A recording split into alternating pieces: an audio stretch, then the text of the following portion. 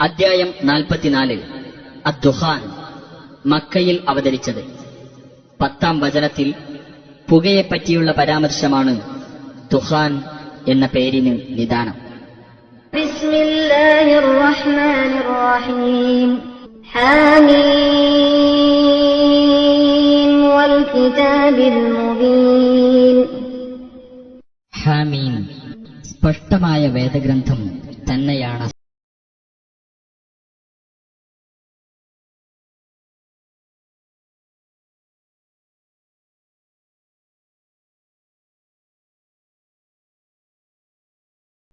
തീർച്ചയായും നാം അതിനെ ഒരു അനുഗ്രഹീത രാത്രിയിൽ അവതരിപ്പിച്ചിരിക്കുന്നു.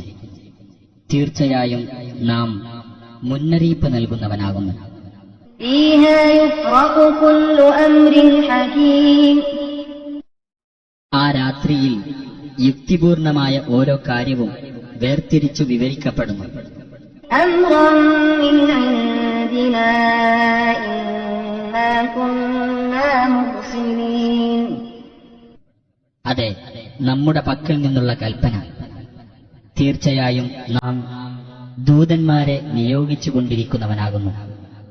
റഹ്മതൻ മിർ റബ്ബിക ഇന്നഹു ഹുവസ് സമീഉൽ അലീം.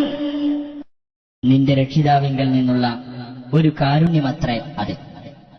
തീർച്ചയായും അവൻ തന്നെയാകുന്നു എല്ലാം കേൾക്കുന്നവനും അറിയുന്നവനും.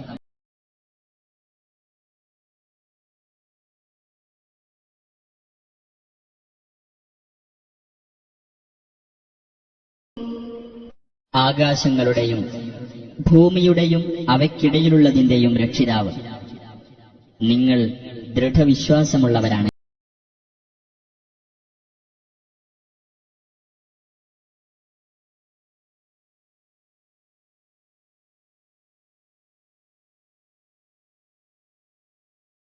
അവനല്ലാതെ യാതൊരു ദൈവവുമില്ല.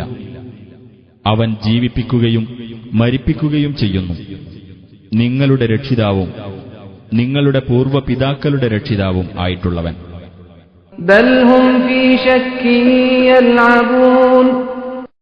എങ്കിലും അവർ സംശയത്തിൽ കളിക്കുകയാകുന്നു. ഫർതഖിബ് യൗമ തഅതിസ് സമാഉ ബിദുഖാനിൻ മുബീൻ. അതിനാൽ ആകാശം തെളിഞ്ഞു കാണാവുന്ന ഒരു പുകയും കൊണ്ടുവരുന്ന ദിവസം നീ പ്രതീക്ഷിച്ചിരിക്കുക. യഗ്ശന്നാസ ഹാദാ അദാബുൻ അലീം. മനുഷ്യരെ അത് പൊതിയുന്നതാണ്. ഇത് വേദനയേറിയ ഒരു ശിക്ഷയായിരിക്കും. റബ്ബന ക്ഷിഫ് അന്നൽ അദാബ ഇന്നാ മുഅ്മിനൂൻ. അവർ പറയും, ഞങ്ങളുടെ രക്ഷിതാവേ, ഞങ്ങളിൽ നിന്ന് നീ ഈ ശിക്ഷ ഒഴിവാക്കി തരണമേ. തീർച്ചയായും ഞങ്ങൾ വിശ്വസിച്ചുകൊള്ളാം. അന്നാ ലഹുമുദ് ദിക്റാ വഖദ് ജാഅഹും റസൂലുൻ മുബീൻ. എങ്ങനെയാണ് അവർക്ക് ഉത്ബോധനം ഫലപ്പെടുക? കാര്യം വ്യക്തമാക്കുന്ന ഒരു ദൂതൻ അവരുടെ അടുക്കൽ ചെന്നിട്ടുണ്ട്. ثم تولوا عنه وقالوا معلم مجنون. എന്നിട്ട് അദ്ദേഹത്തെ വിട്ട് അവർ പിന്തിരിഞ്ഞു കളയുകയാണ് ചെയ്തത്. ആരോ പഠിപ്പിച്ചു വിട്ടവൻ, ഭ്രാന്തൻ എന്നൊക്കെ അവർ പറയുകയും ചെയ്തു. ഇന്നാ കാശിഫുൽ അദാബി ഖലീലൻ ഇന്നകും ആയിദൂൻ. തീർച്ചയായും നാം ശിക്ഷ അല്പം ഒഴിവാക്കിത്തരാം, എന്നാൽ നിങ്ങൾ പഴയ അവസ്ഥയിലേക്ക് മടങ്ങുക തന്നെ ചെയ്യുമല്ലോ.